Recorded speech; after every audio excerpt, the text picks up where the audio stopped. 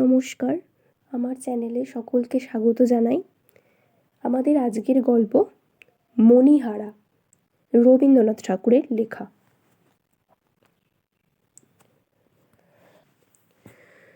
সেই জীর্ণ প্রায় বাঁধা ঘাটের ধারে আমার বোট লাগানো ছিল। তখন সূর্য অস্ত গিয়াছে।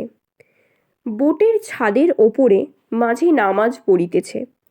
পশ্চিমের জ্বলন্ত আকাশপটে তাহার নীরব উপাসনা ক্ষণে ক্ষণে ছবির মতো আঁকা পড়িতেছিল।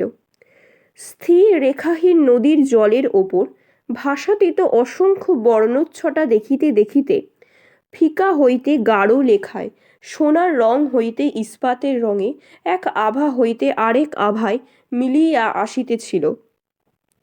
জানালা ভাঙা, বারান্দা ঝুলিয়া পড়া জরাগ্রস্ত বৃহৎ অট্টালিকার সম্মুখে অশ্বত্থমূল বিদারিত ঘাটের ওপর ঝিল্লিমুখর সন্ধ্যাবেলায় একলা বসিয়া আমার চক্ষু কোন ভিজিবে ভিজিবে করিতেছে, এমন সময়ে মাথা হইতে পা পর্যন্ত হঠাৎ চমকিয়া উঠিয়া শুনিলাম মহাশয়ের কোথা হইতে আগমন। দেখিলাম ভদ্রলোকটি স্বল্প হাড় শীর্ণ, ভাগ্যলক্ষ্মী কর্তৃক নিতান্ত অনাদৃত, বাংলাদেশের অধিকাংশ বিদেশি চাকরের যেমন একরকম বহুকাল জীর্ণ সংস্কারবিহীন চেহারা, উহারও সেই রূপ। ধুতির ওপরে একখানি মলিন তৈলাক্ত আসামি মটকার বোতাম খোলা চাপকান, কর্মক্ষেত্রে হইতে যেন অল্পক্ষণ হইল ফিরিতেছেন, এবং যে সময়ে কিঞ্চিত জলপান হওয়া উচিত ছিল সেই সময় হতভাগ্য নদী তীরে কেবল সন্ধ্যার হাওয়া খাইতে আসিয়াছেন। আগন্তুক সোপান পার্শ্বে আসন গ্রহণ করিলেন। আমি কহিলাম, আমি রাঁচি হইতে আসিতেছি। কি করা হয়? ব্যবসা করিয়া থাকি। কি ব্যবসা? হরিতকি, রেশমের গুটি এবং কাঠের ব্যবসা। কি নাম? ঈষৎ থামিয়া একটা নাম বলিলাম, কিন্তু সে আমার নিজের নাম নহে। ভদ্রলোকের কৌতূহল নিবৃত্তি হইল না। পুনরায় প্রশ্ন করিল, এখানে কি করিতে আগমন? আমি কহিলাম, বায়ু পরিবর্তন। লোকটি কিছু আশ্চর্য হইল। কহিল, মহাশয়, আজ প্রায় 6 বৎসর ধরিয়া এখানকার বায়ু এবং তাহার সঙ্গে সঙ্গে প্রত্যহ গড়ে 15 গ্রেন করিয়া কুইনাইন খাইতেছি, কিন্তু কিছু তো ফল পাই নাই। আমি কহিলাম, একথা মানিতেই হইবে, রাঁচি হইতে এখানে বায়ুর যথেষ্ট পরিবর্তন দেখা যাইবে। তিনি কহিলেন, আজ্ঞা, হ্যাঁ, যথেষ্ট। এখানে কোথায় বাসা করিবেন? আমি ঘাটের ওপরকার জীর্ণ বাড়িখানি দেখাইয়া কহিলাম, এই বাড়িতে। বোধ করি লোকটার মনে সন্দেহ হইল। আমি এই পোড়া বাড়িতে কোন গুপ্তধনের সন্ধান পাইয়াছি, কিন্তু এ সম্বন্ধে আর কোনো তর্ক তুলিলেন না। কেবল আজ 15 বৎসর পূর্বে এই অভিশাপগ্রস্ত বাড়িতে যে ঘটনাটি ঘটিয়াছিল তাহারই বিস্তারিত বর্ণনা করিতে লাগিলেন। লোকটি এখানকার স্কুল মাস্টার। তাহার ক্ষুধা এবং রোগ, শীর্ণ মুখে মস্ত একটা টাকের নিচে একজোড়া বড় বড় চক্ষু আপন কোটরের ভিতর হইতে অস্বাভাবিক উজ্জ্বলতায় জ্বলিতেছিল। তাহাকে দেখিয়া ইংরেজ কবি কোলরিজের সৃষ্ট প্রাচীন নাবিকের কথা আমার মনে পড়িল। মাঝে নামাজ পড়া সমাধা করিয়া রন্ধন কার্যে মন দিয়াছে। সন্ধ্যার শেষ আভাটুকু মিলিয়ে আসিয়া ঘাটের ওপরকার জলশূন্য অন্ধকার বাড়ি আপন পূর্বাবস্থার প্রকাণ্ড প্রেতমূর্তির মতো নিস্তব্ধ দাঁড়াইয়া রহিল। স্কুলমাস্টার কহিলেন, আমি এই গ্রামে আসার প্রায় 10 বৎসর পূর্বে এই বাড়িতে ফণিভূষণ সাহা বাস করিতেন।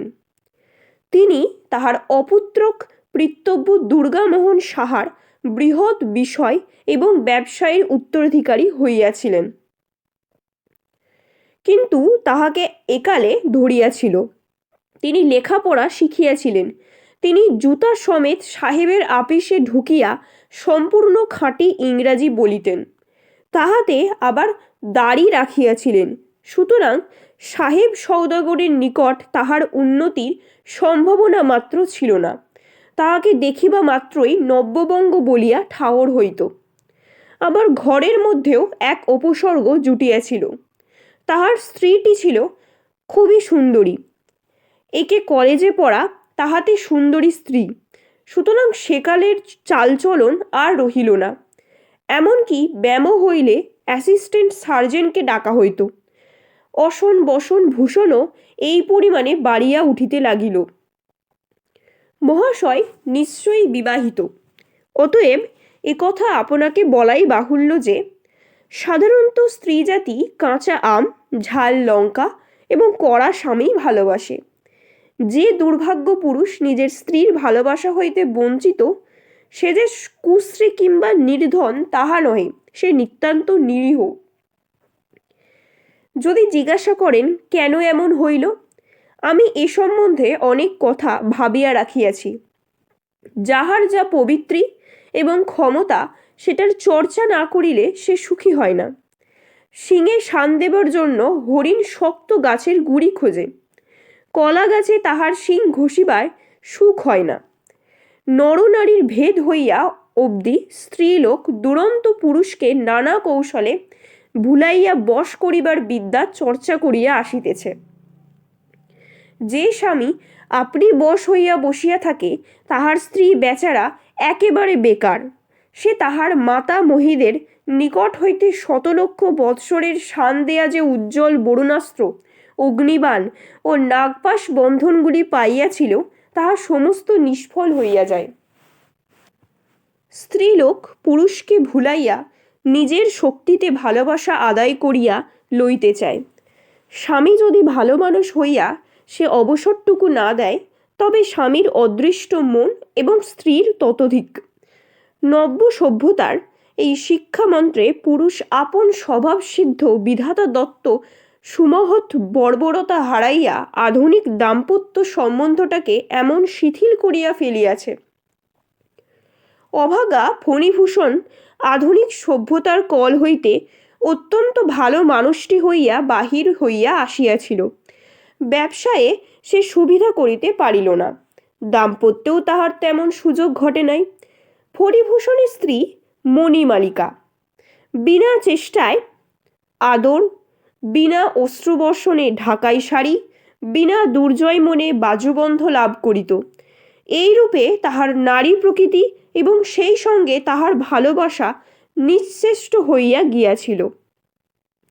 সে কেবল গ্রহণ করিত, কিছু দিত না।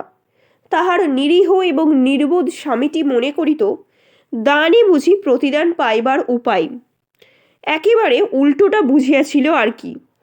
ইহার ফল হইল এই যে স্বামীকে সে আপন ঢাকাই শাড়ি এবং বাজুবন্ধ যোগাইবার যন্ত্রস্বরূপ জ্ঞান করিত। যন্ত্রটি এমন সুচারু যে কোনোদিন তাহার চাকায় এক ফোঁটা তেল যোগাইবার দরকার হয় নাই। ফণিভূষণের জন্মস্থান ফুলবেড়ে, বাণিজ্য স্থান এখানে। কর্মানুরোধে এইখানে তাহাকে অধিকাংশ সময় থাকিতে হইত। ফুলবেড়ের বাড়িতে তাহার মা ছিল না, তবু পিসি মাসি ও অন্য 5 জন ছিল। কিন্তু ফণিভূষণ পিসি মাসি ও অন্য 5 জনের উপকারার্থেই বিশেষ করিয়া সুন্দরী স্ত্রী ঘরে আনে নাই। সুতরাং স্ত্রীকে সে 5 জনের কাছে থেকে আনিয়া এই কুঠিতে একলা নিজের কাছেই রাখিল।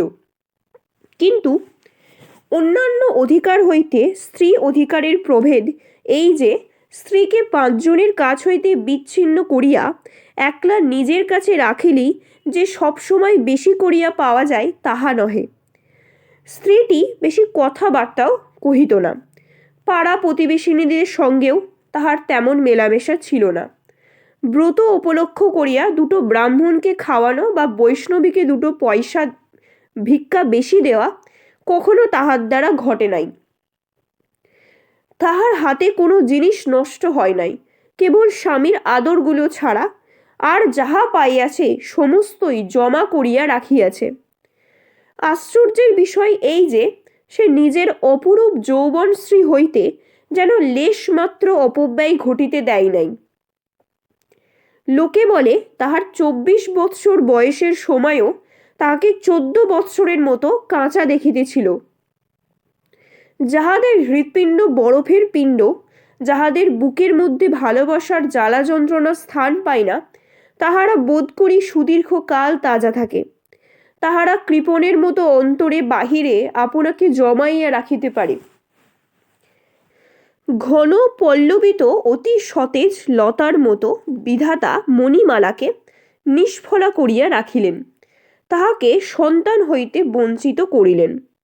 অর্থাৎ তাহাকে এমন একটা কিছু দিলেন না যাহাকে সে আপন লোহার সিন্দুকের মণিমাণিক্য অপেক্ষা বেশি করিয়া বুঝিতে পারে, যাহা বসন্ত প্রভাতের নব সূর্যের মতো আপন কোমল উত্তাপে তাহার হৃদয়ের বরফ পিণ্ডটাকে গলাইয়া সংসারের ওপর একটা স্নেহ নির্ঝর বহাইয়া দেয়।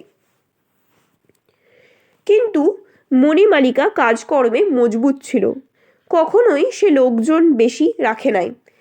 যে কাজ তাহার দ্বারা সাধ্য সে কাজ কেন বেতন লইয়া যাবে ইহা সে সহিতে পারে না। সে কাহারও জন্য চিন্তা করিত না, কাহাকেও ভালোবাসিত না, কেবল কাজ করিত এবং জমা করিত। এই জন্য তাহার রোগ শোক তাপ কিছুই ছিল না। অপরিমিত স্বাস্থ্য, অবিচলিত শান্তি এবং সঞ্চয়মান সম্পদের মধ্যে সে সবলে বিরাজ করিত। অধিকাংশ স্বামীর পক্ষেই ইহাই যথেষ্ট। যথেষ্ট কেন? ইহা দুর্লভ। অঙ্গের মধ্যে কটি দেশ বলিয়া একটা ব্যাপার আছে, তাহা কোমরে ব্যথা না হইলে মনে পড়ে না। গৃহের আশ্রয় স্বরূপে স্ত্রী যে একজন আছে ভালোবাসার তাড়নায়, তাহা পদে পদে এবং তাহার 24 ঘন্টা অনুভব করার নাম ঘরকন্যার কোমরে ব্যথা। নিরতিশয় পতিব্রততা স্ত্রীর পক্ষে গৌরবের বিষয়, কিন্তু পতির পক্ষে আরামের নহে। আমার তো এইরূপ মত। মহাশয়, স্ত্রীর ভালোবাসা ঠিক কতটা পাইলাম, ঠিক কতটুকু কম পড়িল, অতি সূক্ষ্ম নিযুক্তি ধরিয়া তাহা অহরহ তৈল করিতে বসা কি পুরুষ মানুষের কর্ম? স্ত্রী আপনার কাজ করুক, আমি আপনার কাজ করি, ঘরের মোটা হিসাবটা তো এই। অব্যক্তির মধ্যে কতটা ব্যক্ত, ভাবের মধ্যে কতটুকু অভাব, সুস্পষ্টের মধ্যেও কি পরিমাণ ইঙ্গিত, অনুপরমাণুর মধ্যে কতটা বিপুলতা, ভালোবাসির তত সুসূক্ষ্ম বোধশক্তি বিধাতা পুরুষ মানুষকে দেন নাই, দিবার প্রয়োজনও হয় নাই। পুরুষ মানুষের তিল পরিমাণ অনুরাগ বিরাগের লক্ষণ লইয়া মেয়েরা বটে ওজন করিতে বসে, কথার মধ্য হইতে আসল ভঙ্গিটুকু এবং ভঙ্গির মধ্য হইতে আসল কথাটুকু চিরিয়া চিরিয়া চুনিয়া চুনিয়া বাহির করিতে থাকে। কারণ পুরুষের ভালোবাসাই তাহাদের বল, তাহাদের জীবন ব্যবসায়ের মূলধন। ইহারই হাওয়ার গতিক লক্ষ্য করিয়া ঠিক সময়ে ঠিকমতো পাল ঘুরাইতে পারিলে তবেই তাহাদের তরণী তরিয়া যায়। এই জন্য বিধাতা ভালোবাসামান যন্ত্রটি মেয়েদের হৃদয়ের মধ্যে ঝুলাইয়া দিয়াছেন, পুরুষদের দেন নাই। কিন্তু বিধাতা যাহা দেন নাই, সম্প্রতি পুরুষরা সেটি সংগ্রহ করিয়া লইয়াছেন। কবিরা বিধাতার উপর টেক্কা দিয়া এই দুর্লভ যন্ত্রটি, এই দিগদর্শন যন্ত্র শলাকাটি নির্বিচারে সর্বসাধারণের হস্তে দিয়াছেন। বিধাতার দোষ নাই, তিনি মেয়ে পুরুষকে যথেষ্ট ভিন্ন করিয়াই সৃষ্টি করিয়াছেন। কিন্তু সভ্যতার যে ভেদ আর থাকে না। এখন মেয়েও পুরুষ হইতে, পুরুষও মেয়ে হইতে, সুতরাং ঘরের মধ্য হইতে শান্তি ও শৃঙ্খলা বিদায় লইল। এখন শুভ বিবাহের পূর্বে পুরুষকে বিবাহ করিতেছে না, মেয়েকে বিবাহ করিতেছি, তাহা কোনো মতে নিশ্চয় করিতে না পারিয়া বরকন্যা উভয়েরই চিত্ত আশঙ্কায় দুরু দুরু করিতে থাকে। আপনিই বিরক্ত হইতেছেন, একলা পড়িয়া থাকি। স্ত্রীর নিকট হইতে নির্বাসিত দূর হইতে সংসারের অনেক নিগূঢ় তথ্যের মনের মধ্যে উদয় হয়। এগুলো ছাত্রদের মধ্যে বলিবার বিষয় নয়, কথা প্রসঙ্গে আপনাকে বলিয়া লইলাম, চিন্তা করিয়া দেখিবেন। মোট কথাটাই এই যে, যদিচ রন্ধনে নুন কম হইত না এবং পানে চুন বেশি হইত না, তথাপি ফণিভূষণের হৃদয় কি যেন কি নামক একটি দুঃসাধ্য উৎপাত অনুভব করিত। স্ত্রীর কোনো দোষ ছিল না, কোনো ভ্রম ছিল না, তবু স্বামীর কোনো সুখ ছিল না। সে তাহার সহধর্মিণীর শূন্য গহ্বর হৃদয় লক্ষ্য করিয়া কেবল হীরা মুক্তার গহনা ঢালিত, কিন্তু সেগুলি পড়িত গিয়া লোহার সিন্ধুকে, হৃদয় শূন্যই থাকিত। খুড়া দুর্গামোহন ভালোবাসা এত সূক্ষ্ম করিয়া বুঝিত না, এত কাতর হইয়া চাহিত না, এত প্রচুর পরিমাণে দিত না, অথচ খুড়ির নিকট হইতে তাহা অজস্র পরিমাণে লাভ করিত। ব্যবসায়ী হইতে গেলে নব্যবাবু হইলে চলে না, এবং স্বামী হইতে গেলে পুরুষ হওয়া দরকার, এ কথায় সন্দেহ মাত্র করিবেন না। ঠিক এই সময় শৃগালগুলো নিকটবর্তী ঝোপের মধ্য হইতে অত্যন্ত উচ্চস্বরে চিৎকার করিয়া উঠিল। মাস্টার মহাশয়ের গল্প স্রোতে মিনিট কয়েকের জন্য বাঁধা পড়িল। ঠিক মনে হইল সেই অন্ধকার সমাভূমিতে কৌতুকপ্রিয় শৃগাল সম্প্রদায় স্কুল মাস্টারের ব্যাখ্যাত দাম্পত্য নীতি শুনিয়াই হোক, বা নব সভ্যতার দুর্বল ফণিভূষণের আচরণেই হোক, রহিয়া রহিয়া অট্টহাসি করিয়া উঠিতে লাগিল। তাহাদের ভাবোচ্ছ্বাস নিবৃত হইয়া জল স্থল দ্বিগুণতর নিস্তব্ধ হইলে পর মাস্টার সন্ধ্যার অন্ধকারে তাহার বৃহৎ উজ্জ্বল চক্ষু পাকাইয়া গল্প বলিতে লাগিলেন। ফণিভূষণের জটিল এবং বহু বিস্তৃত ব্যবসায়ে হঠাৎ একটা ফাঁড়া উপস্থিত হইল। ব্যাপারটা কি তাহা আমার মতো অব্যবসায়ীর পক্ষে বোঝা এবং বোঝানো শক্ত। মোদ্দা কথা, সহসা কী কারণে বাজারে তাহার ক্রেডিট রাখা কঠিন হইয়া পড়িয়াছিল। যদি কেবলমাত্র 5টা দিনের জন্যও সে কোথা হইতে 1,00,000 টাকা বাহির করিতে পারে, বাজারে একেবারে বিদ্যুতের মতো এই টাকাটার চেহারা দেখাইয়া যায়, তাহা হইলেই মুহূর্তের মধ্যে সংকট উত্তীর্ণ হইয়া তাহার ব্যবসা পাল ভরে ছুটিয়া চলিতে পারে। টাকাটার সুযোগ হইতেছিল না। স্থানীয় পরিচিত মহাজনদের নিকট হইতে ধার করিতে প্রবৃত্ত হইয়াছে। এইরূপ জনরব উঠিলে তাহার ব্যবসায়ে দ্বিগুণ অনিষ্ট হইবে। আশঙ্কায় তাহাকে অপরিচিত স্থানে ঋণের চেষ্টা দেখিতে হইতেছিল। সেখানে উপযুক্ত বন্ধক না রাখিলে চলে না। গহনা বন্ধক রাখিলে লেখাপড়া এবং বিলম্বের কারণ থাকে না, চটপট এবং সহজেই কাজ হইয়া যায়। ফণিভূষণ একবার স্ত্রীর কাছে গেল। নিজের স্ত্রীর কাছে স্বামী যেন সহজভাবে যাইতে পারে, ফণিভূষণের তেমন করিয়া যাইবার ক্ষমতা ছিল না। সে দুর্ভাগ্যক্রমে নিজের স্ত্রীকে ভালোবাসিত, যেমন ভালোবাসা কাব্যের নায়ক কাব্যের নায়িকাকে বাসে। যে ভালোবাসার সন্তপর্ণে পদক্ষেপ করিতে হয় এবং সকল কথা মুখ ফুটিয়া বাহির হইতে পারে না, যে ভালোবাসার প্রবল আকর্ষণ সূর্য এবং পৃথিবীর আকর্ষণের ন্যায় মাঝখানে একটা অতি দূর ব্যবধান রাখিয়া দেয়। তথাপি তেমন তেমন দায়ে পড়িলে কাব্যের নায়কও প্রেয়সের নিকট হুন্ডি এবং বন্ধক বা হ্যান্ড নোটের প্রসঙ্গ তুলিতে হয়, কিন্তু সুর বাঁধিয়া যায়, বাক্যস্থলন হয়। এমন সকল পরিষ্কার কাজের কথার মধ্যেও ভাবের জরিমা ও বেদনার বেপুথ আসিয়া উপস্থিত হয়। হতভাগ্য ফণিভূষণ স্পষ্ট করিয়া বলিতে পারিল না, ওগো, আমার দরকার হইয়াছে, তোমার গহনাগুলো দাও। কথাটা বলিল, অথচ অত্যন্ত দুর্বলভাবে বলিল।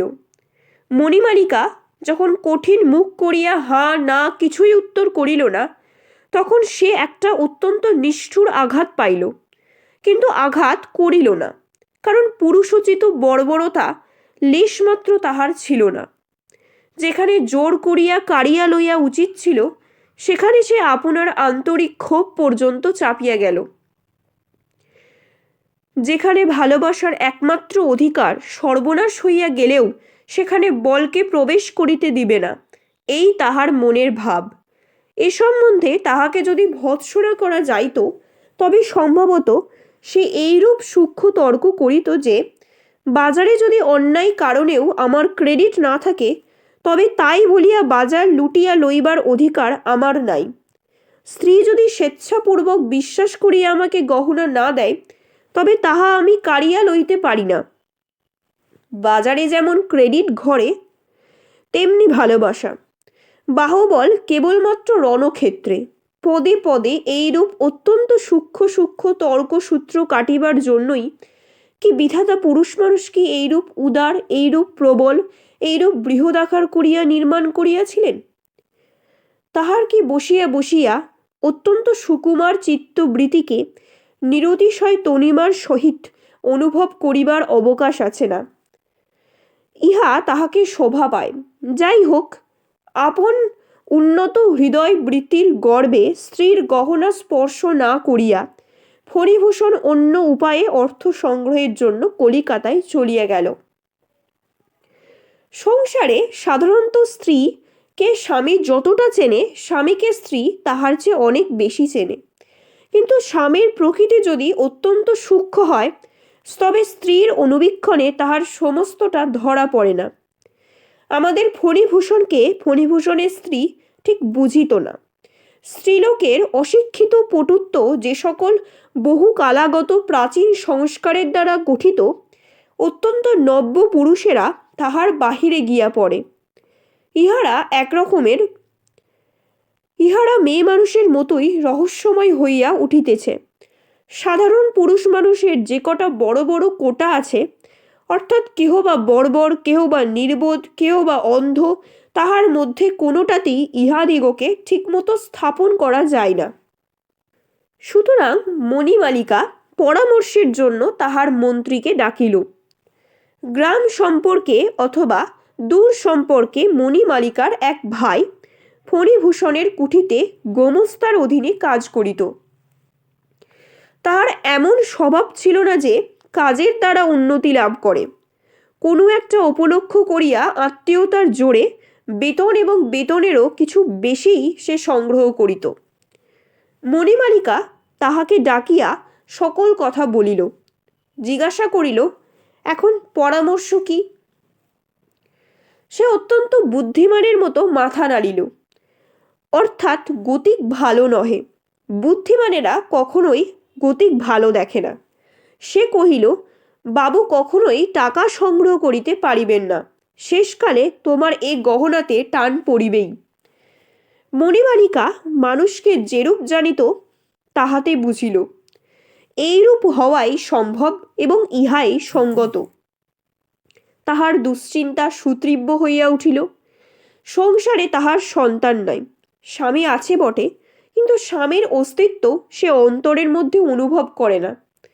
অতএব যাহা তার একমাত্র যত্নের ধন, যাহা তার ছেলের মতো ক্রমে ক্রমে বৎসরে বৎসরে বাড়িয়া উঠিতেছে, যাহা রূপক মাত্র নহে, যাহা প্রকৃতই সোনা, যাহা মানিক, যাহা বক্ষের, যাহা কণ্ঠের, যাহা মাথার, সেই অনেক দিনের অনেক সাধের সামগ্রী এক মুহূর্তের ব্যবসায়ে অতল স্পর্শ গহ্বরের মধ্যে নিক্ষিপ্ত হইবে, ইহা কল্পনা করিয়া তাহার সর্বশরীর হিম হইয়া আসিল। সে কহিল, কি করা যায়? মধুসূদন কহিল, গহনাগুলো লইয়া এইবেলা বাপের বাড়ি চলো। গহনার কিছু অংশ, এমনকি অধিকাংশই যে তাহার ভাগে আসিবে, বুদ্ধিমান মধু মনে মনে তাহার উপায় ঠাউরাল। মণিমালিকা এই প্রস্তাবে তৎক্ষণাৎ সম্মত হইল। আষাঢ় শেষের সন্ধ্যাবেলায় এই ঘাটের ধারে একখানি নৌকা আসিয়া লাগিল। ঘন মেঘাচ্ছন্ন প্রত্যুষে নিবিড় অন্ধকারে নিদ্রাহীন ভেকের কলরবের মধ্যে একখানি মোটা চাদরে পা হইতে মাথা পর্যন্ত আবৃত করিয়া মণিমালিকা নৌকায় উঠিল। মধুসূদন নৌকার মধ্য হইতে জাগিয়া উঠিয়া কহিল, গহনার বাক্সটা আমার কাছে দাও। মণি কহিল, সে পরে হইবে, এখন নৌকা খুলিয়া দাও। নৌকা খুলিয়া দিল। খরস্রোতে হু করিয়া ভাসিয়া গেল। মণিমালিকা সমস্ত রাত ধরিয়া একটি একটি করিয়া তাহার সমস্ত গহনা সর্বাঙ্গ ভরিয়া পড়িয়াছে। মাথা হইতে পা পর্যন্ত আর স্থান কোথাও বাকি ছিল না। বাক্সে করিয়া গহনা লহিলে সে বাক্স হাতছাড়া হইয়া যাইতে পারে, এই আশঙ্কা তাহার ছিল। কিন্তু গায়ে পড়িয়া গেলে, তাহাকে না বোধ করিলে সে গহনা কেহ লইতে পারিবে না। সঙ্গে কোনো প্রকার বাক্স না দেখিয়া মধুসূদন কিছু বুঝিতে পারিল না। মোটা চাদরের নিচে যে মণিমালিকার দেহ প্রাণের সঙ্গে সঙ্গে দেহ প্রাণের অধিক গহনাগুলো আচ্ছন্ন ছিল তাহা সে অনুমান করিতে পারে নাই। মণিমালিকা ফণিভূষণকে বুঝিত না বটে, কিন্তু মধুসূদনকে চিনিত তাহার বাকি ছিল না। মণিমালিকা ফণিভূষণকে বুঝিত না বটে, কিন্তু মধুসূদনকে চিনিতে তাহার বাকি ছিল না।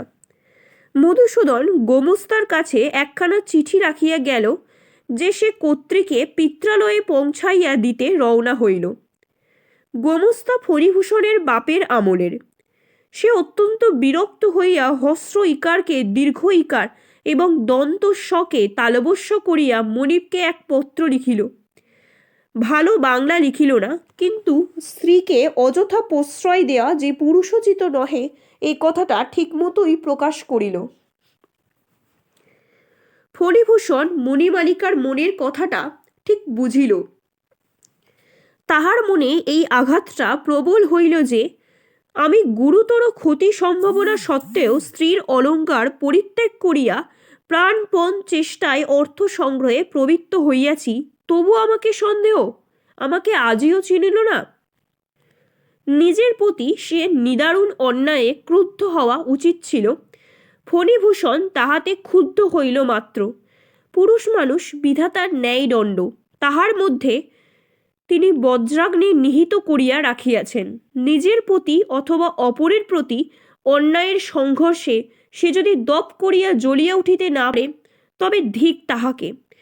পুরুষ মানুষের এই রূপ দাবাগ্নির মতো রাগিয়া উঠিবে সামান্য কারণে, আর স্ত্রীলোকের শ্রাবণ মেঘের মতো অশ্রুপাত করিতে থাকিবে বিনা উপলক্ষে বিধাতা এইরূপ বন্দোবস্ত করিয়াছিলেন, কিন্তু সে আর টেকে না। ফণিভূষণ অপরাধিনী স্ত্রীকে লক্ষ্য করিয়া মনে মনে কহিল, এই যদি তোমার বিচার হয় তবে এইরূপই হোক, আমার কর্তব্য আমি করিয়া যাইব। আরও শতাব্দী 5-6 পরে যখন কেবল আধ্যাত্ম শক্তিতে জগৎ চলিবে, তখন যাহার জন্মগ্রহণ করা উচিত ছিল সেই ভাবী যুগের ফণিভূষণ 19 শতাব্দীতে অবতীর্ণ হইয়া সেই আদি যুগের স্ত্রীলোককে বিবাহ করিয়া বসিয়াছে, শাস্ত্রে যাহার বুদ্ধিকে প্রলয়ঙ্কারী বলিয়া থাকে।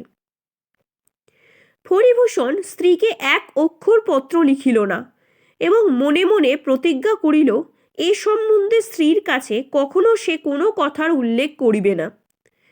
কি ভীষণ দণ্ডবিধি!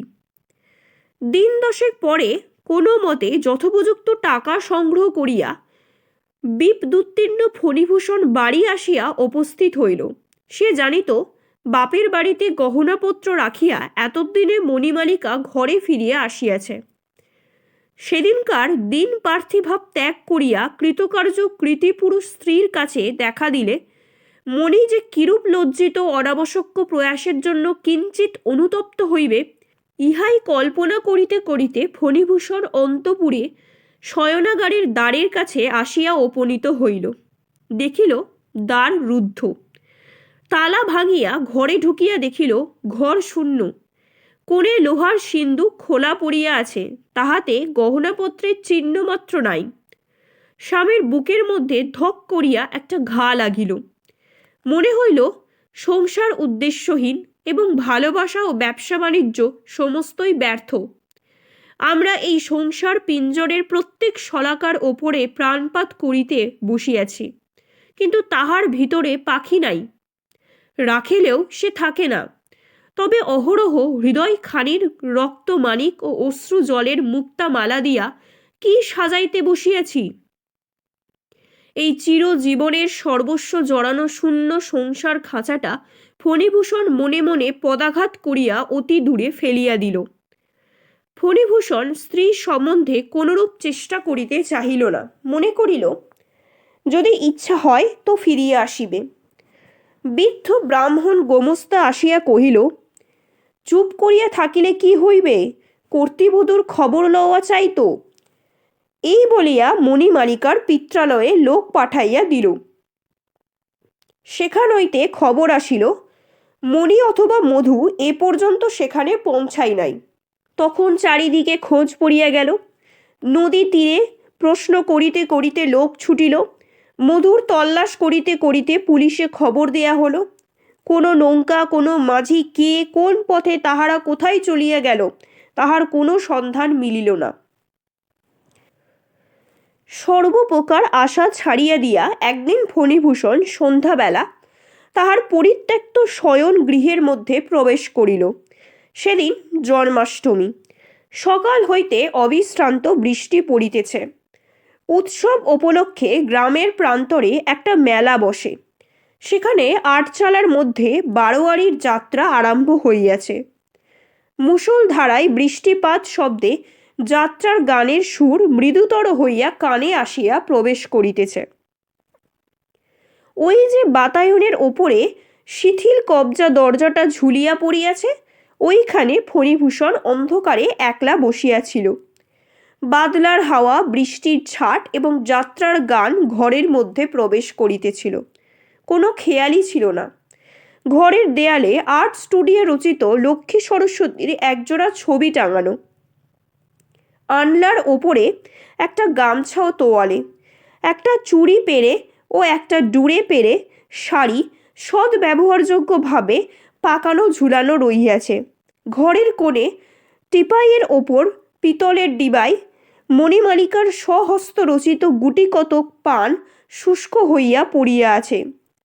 কাচের আলমারির মধ্যে তাহার অবাল্য সঞ্চিত চীনের পুতুল, এসেন্সের শিশি, রঙিন কাচের ডিক্যান্টার, শৌখিন তাস, সমুদ্রের বড় বড় কড়ি, এমনকি শূন্য সাবানের বাক্সগুলি পর্যন্ত অতি পরিপাটি করিয়া সাজানো।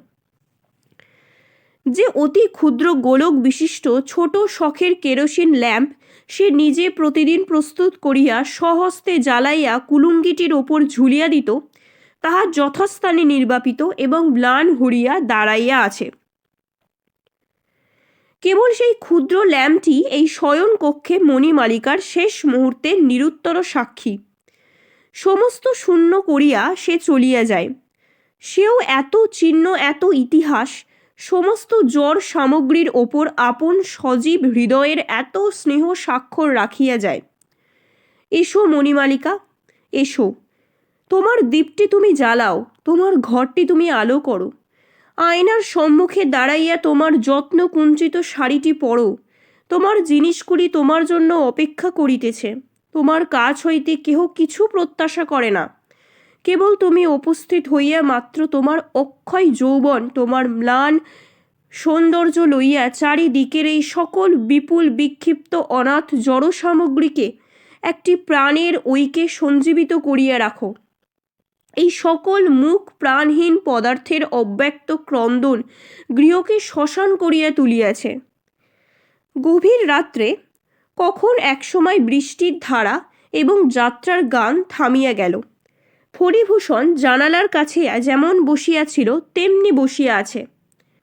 বাতায়নের বাহিরে এমন একটা জগৎব্যাপী নিরন্ধ্র অন্ধকার যে তাহার মনে হইতেছিল যেন সম্মুখে জমালয়ে একটা অভ্রভেদী সিংহদ্বার যেন এইখানে দাঁড়াইয়া কাঁদিয়া ডাকিলে চিরকালের লুপ্ত জিনিস চিরকালের মতো একেবারে দেখা দিতেও পারে।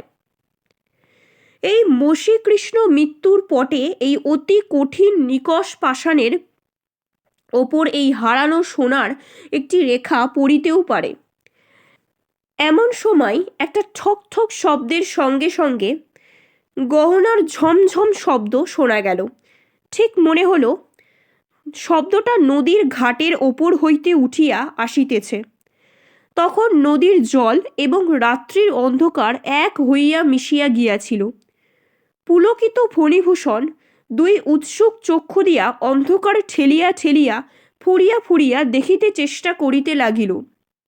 স্ফীত হৃদয় এবং ব্যগ্র দৃষ্টি ব্যথিত হইয়া উঠিল। কিছুই দেখা গেল না।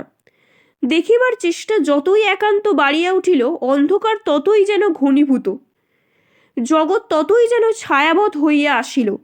প্রকৃতি নিশীথ রাত্রে আপন মৃত্যু নিকেতনের গবাক্ষ দ্বারে অকস্মাৎ অতিথি সমাগম দেখিয়া দ্রুত হস্তে আরও একটা বেশ করিয়া পর্দা ফেলিয়া দিল।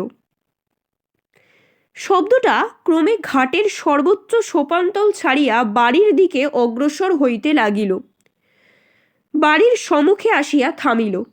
দেউড়ি বন্ধ করিয়া দারোয়ান যাত্রা শুনিতে গিয়াছিল।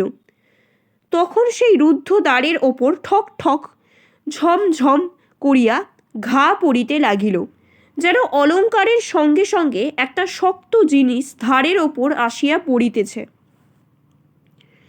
ফণিভূষণ আর থাকিতে পারিল না। নির্বাণ দ্বীপ কক্ষগুলি পার করিয়া অন্ধকার সিঁড়ি দিয়া নামিয়া রুদ্ধ দ্বারের নিকট আসিয়া উপস্থিত হইল। দ্বার বাহির হইতে তালা বন্ধ ছিল। ফণিভূষণ প্রাণপণে দুই হাতে সেই দ্বার নাড়া দিতেই সেই সংঘাতে এবং তাহার শব্দে চমকিয়া জাগিয়া উঠিল। দেখিতে পাইল সে নিদ্রিত অবস্থায় ওপর হইতে নিচে নামিয়া আসিয়াছিল। তাহার সর্বশরীর ঘর্মাক্ত, হাত পা বরফের মতো ঠান্ডা এবং হৃৎপিণ্ড নির্বাণমুখ প্রদীপের মতো স্ফুরিত হইতেছে। স্বপ্ন ভাঙিয়া দেখিল বাহিরে আর কোনো শব্দ নাই, কেবল শ্রাবণের ধারা তখনও ঝরঝর শব্দে পড়িতেছিল এবং তাহারই সহিত মিশ্রিত হইয়া শোনা যাইতেছিল যাত্রার ছেলেরা ভোরের সুরে তান ধরিয়াছে। যদিচ ব্যাপারটা সমস্তই স্বপ্ন, কিন্তু এত অধিক নিকটবর্তী এবং সত্যবৎ যে ফণিভূষণের মনে হইল যেন অতি অল্পের জন্যই সে তাহার অসম্ভব আকাঙ্ক্ষার আশ্চর্য সফলতা হইতে বঞ্চিত হইল। সেই জলপতন শব্দের সহিত দুরাগত ভৈরবীর তান তাহাকে বলিতে লাগিল, এই জাগরণে স্বপ্ন, এই জগতে মিথ্যা। তাহার পরদিনও যাত্রা ছিল এবং দারোয়ানেরও ছুটি ছিল। ফণিভূষণ হুকুম দিল, আজ সমস্ত রাত্রি যেন দেউড়ির দরজা খোলা থাকে। দারোয়ান কহিল, মেলা উপলক্ষে নানা দেশ হইতে নানা প্রকারের লোক আসিয়াছে, দরজা খুলে রাখিতে সাহস হয় না। ফণিভূষণ সে কথা মানিল না।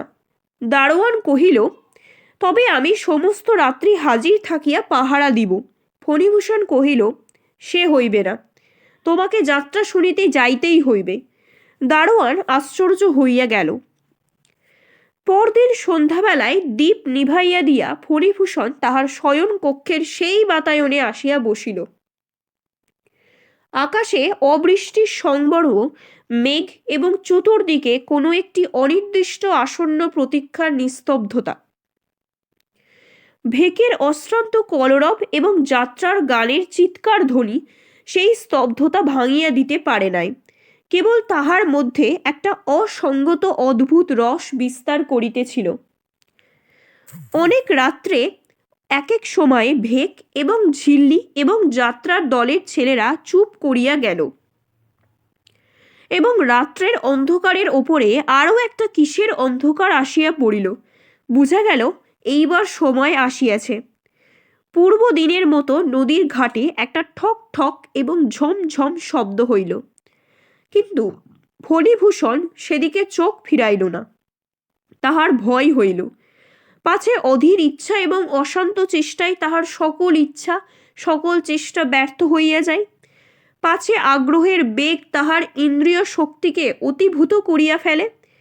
সে আপনার সকল চেষ্টা নিজের মনকে দমন করিবার জন্য প্রয়োগ করিল, কাঠের মূর্তির মতো শক্ত হইয়া স্থির হইয়া বসিয়া রহিল। সিঞ্জিত শব্দ আজ ঘাট হইতে ক্রমে ক্রমে অগ্রসর হইয়া মুক্ত দ্বারের মধ্যে প্রবেশ করিল। শোনা গেল অন্দরমহলের গোল সিঁড়ি দিয়া ঘুরিতে ঘুরিতে শব্দ ওপরে উঠিতেছে। ফণিভূষণ আপনাকে আর দমন করিতে পারে না। তার বক্ষ তুফানের ডিঙির মতো আছাড় খাইতে লাগিল এবং নিঃশ্বাস রোধ করিবার উপক্রম হইল। গোল সিঁড়ি শেষ করিয়া সেই শব্দ বারান্দা দিয়া ক্রমে ঘরের নিকটবর্তী হইতে লাগিল। অবশেষে ঠিক সেই শয়নকক্ষের দ্বারের কাছে আসিয়া খট খট এবং ঝমঝম থামিয়া গেল। কেবল চৌকাঠটি পার হইলেই হয়। ফণিভূষণ আর থাকিতে পারিল না। তাহার রুদ্ধ আবেগ এক মুহূর্তে প্রবল বেগে উচ্ছ্বসিত হইয়া উঠিল। সে বিদ্যুৎ বেগে চৌকি হইতে উঠিয়া কাঁদিয়া চিৎকার করিয়া উঠিল, মণি! অমনি সচকিত হইয়া জাগিয়া দেখিল তাহারই সেই ব্যাকুল কণ্ঠের চিৎকারে ঘরের শাসিগুলা পর্যন্ত ধ্বনিত্ব স্পন্দিত হইতেছে। বাহিরে সেই ভেকের কলরব এবং যাত্রার ছেলেদের ক্লিষ্ট কণ্ঠের গান ফণিভূষণ নিজের ললাটে সবলে আঘাত করিল। পরদিন মেলা ভাঙিয়া গেল। দোকানি এবং যাত্রার দল চলিয়া গেল। ফণিভূষণ হুকুম দিল, সেদিন সন্ধ্যার পর তাহার বাড়িতে সে নিজে ছাড়া আর কেহ থাকিবে না। চাকরেরা স্থির করিল, বাবু তান্ত্রিক মতে একটা কি সাধনে নিযুক্ত আছেন। ফণিভূষণ সমস্ত দিন উপবাস করিয়া রহিল। জনশূন্য বাড়িতে সন্ধ্যাবেলায় ফণিভূষণ বাতায়ন তলে আসিয়া বসিল। সেদিন আকাশের স্থানে স্থানে মেঘ ছিল না এবং ধৌত নির্মল বাতাসের মধ্য দিয়া নক্ষত্রগুলিকে অতি উজ্জ্বল দেখাইতেছিল। কৃষ্ণপক্ষ দশমীর চাঁদ উঠিতে অনেক বিলম্ব আছে। মেলা উত্তীর্ণ হইয়া যাওয়াতেই পরিপূর্ণ নদীতে নৌকা মাত্রই ছিল না এবং উৎসব জাগরণ ক্লান্ত গ্রাম 2 রাত্রি জাগরণের পর আজ গভীর নিদ্রায় নিমগ্ন। ফণিভূষণ একখানা চৌকিতে বসিয়া চৌকির পিঠের ওপর মাথা ঊর্ধ্বমুখ করিয়া তারা দেখিতেছিল। ভাবিতেছিল, একদিন যখন তার বয়স ছিল 19 তখন কলিকাতার কলেজে পড়িত।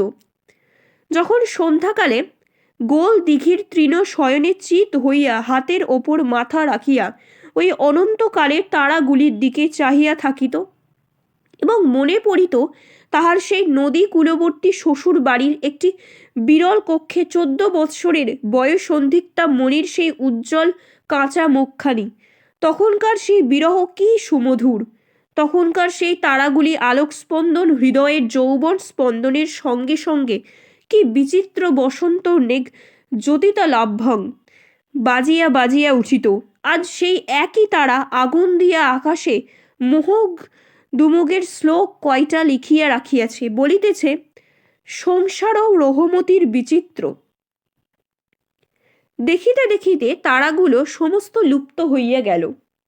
আকাশ হইতে একখানা অন্ধকার নামিয়া এবং পৃথিবী হইতে একখানা অন্ধকার উঠিয়া চোখের ওপরকার এবং নিচেকার পল্লবের মতো একত্র আসিয়া মিলিত হইল।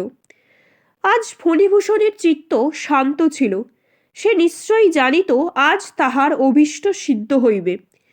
সাধকের নিকট মৃত্যু আপন রহস্য উদ্ঘাটন করিয়া দিবে। পূর্ব রাত্রির মতো সেই শব্দ নদীর জলের মধ্যে হইতে ঘাটের সোপানের ওপর উঠিল। ফণিভূষণ 2 চক্ষু নিমীলিত করিয়া স্থির দৃঢ় চিত্তে ধ্যানাসনে বসিল। শব্দ দাড়ি শূন্য দেউড়ির মধ্যে প্রবেশ করিল। শব্দ জনশূন্য অন্তপুরীর গোল সিঁড়ির মধ্য দিয়া ঘুরিয়া ঘুরিয়া উঠিতে লাগিল। শব্দ দীর্ঘ বারান্দা পার হইল এবং শয়ন কক্ষের দ্বারের কাছে আসিয়া ক্ষণকালের জন্য থামিল। ফণিভূষণের হৃদয় ব্যাকুল এবং সর্বাঙ্গ কণ্টকিত হইয়া উঠিল, কিন্তু আজ সে চক্ষু খুলিল না।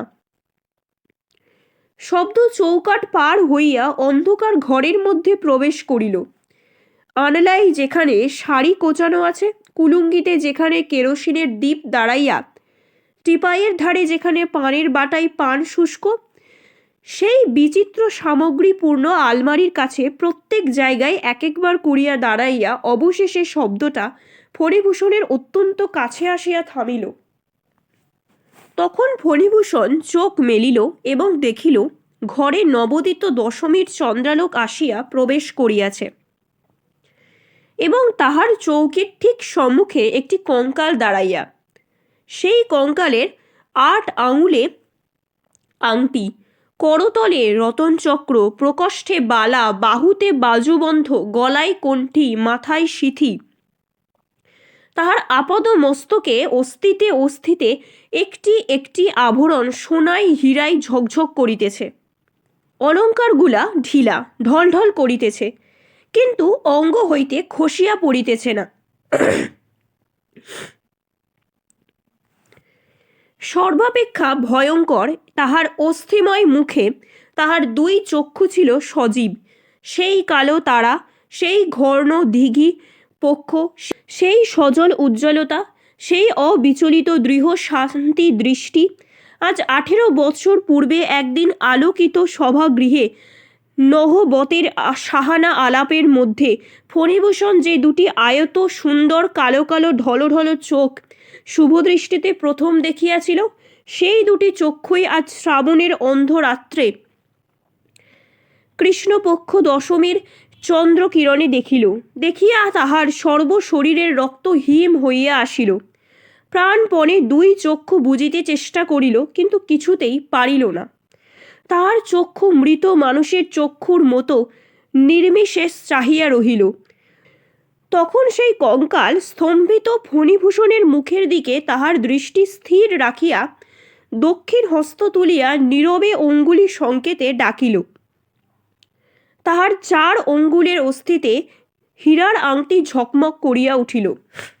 ফণিভূষণের মৃড়ের মতো উঠিয়া দাঁড়াইল। কঙ্কাল দাঁড়ের অভিমুখে চলিল। হাড়েতে হাড়েতে গহনায় গহনায় কঠিন শব্দ হইতে লাগিল। ফণিভূষণ পাশবন্ধ পুত্তলির মতো তাহার পশ্চাৎ পশ্চাৎ চলিল। বারান্দা পার হইল। নিবিড় অন্ধকার গোল সিঁড়ি ঘুরিয়া খট খট ঠক ঠক ঝমঝম করিতে করিতে নিচে উত্তীর্ণ হইল। নিচেকার বারান্দা পার হইয়া জনশূন্য দ্বীপখানি দেউড়িতে প্রবেশ করিল। অবশেষে দেউড়ি পার হইয়া ইটের খোয়া দেয়া বাগানের রাস্তায় বাহির হইয়া পড়িল। খোয়াগুলি অস্থিপাতে কড়কড় করিতে লাগিল। সেখানে ক্ষীণ জ্যোৎস্না ঘন ডালপালার মধ্যে আটক খাইয়া কোথাও নিষ্কৃতির পথ পাইতেছিল না। সেই বর্ষার নিবিড় গন্ধ অন্ধকার ছায়াপথে জোনাকির ঝাঁকের মধ্য দিয়া উভয়ে নদীর ঘাটে আসিয়া উপস্থিত হইল। ঘাটের যে ধাপ বাহিয়া শব্দ ওপরে উঠিয়াছিল, সেই ধাপ দিয়া অলঙ্কৃত কঙ্কাল তাহার আন্দোলনহীন ঋজু গতিতে কঠিন শব্দ করিয়া এক পা নামিতে লাগিল। পরিপূর্ণ বর্ষা নদীর প্রবল স্রোতে জলের ওপর জ্যোৎস্নার একটি দ্বীপ রেখা ঝিকঝিক করিতেছে। কঙ্কাল নদীতে নামিল। অনুবর্তী ফণিভূষণও জলে পা দিল। জলস্পর্শ করিবা মাত্রই ফণিভূষণের তন্দ্রা ছুটিয়া গেল। সম্মুখে তাহার পথপ্রদর্শক নাই, কেবল নদীর পরপারে গাছগুলা স্তব্ধ হইয়া দাঁড়াইয়া এবং তাহাদের মাথার ওপরে খণ্ড চাঁদ অবাকভাবে চাহিয়া আছে। আপাদমস্তক বারংবার শিহরিয় শিহরিয় স্থলিত পদে ফণিভূষণ স্রোতের মধ্যে পড়িয়া গেল। যদিও সাঁতার জানিত, কিন্তু স্নায়ু তাহার বশ মানিল না। স্বপ্নের মধ্য হইতে কেবল মুহূর্ত মাত্র জাগরণের প্রান্তে আসিয়া পরক্ষণেই অতল স্পর্শ সুপ্তির মধ্যে নিমগ্ন হইয়া গেল। গল্প শেষ করিয়া স্কুল মাস্টার খানিকক্ষণ থামিলেন। হঠাৎ থামিবা মাত্র বোঝা গেল তিনি ছাড়া ইতিমধ্যে জগতের আর সকলই নীরব নিস্তব্ধ হইয়া গেছে। অনেকক্ষণ আমি একটি কথাও বলিলাম না, এবং অন্ধকারে তিনি আমার মুখের ভাব দেখিতে পাইলেন না। আমাকে জিজ্ঞাসা করিলেন, আপনি কি এ গল্প বিশ্বাস করিলেন না? আমি জিজ্ঞাসা করিলাম, আপনি কি ইহা বিশ্বাস করেন? আপনি কি ইহা বিশ্বাস করেন? তিনি কহিলেন, না। কেন করি না তাহার কয়েকটি যুক্তি দিতেছি। প্রথমত, প্রকৃতি ঠাকুরানী উপন্যাস লেখিকা নহেন, তাহার হাতে বিস্তর কাজ আছে। আমি কহিলাম, দ্বিতীয়ত, আমারই নাম শ্রীযুক্ত ফণিভূষণ সাহা। স্কুলমাস্টার কিছুমাত্র লজ্জিত না হইয়া কহিলেন, আমি তাহা হইলে ঠিকই অনুমান করিয়াছিলাম। আপনার স্ত্রীর নাম কি ছিল? আমি কহিলাম, নিত্যকালী।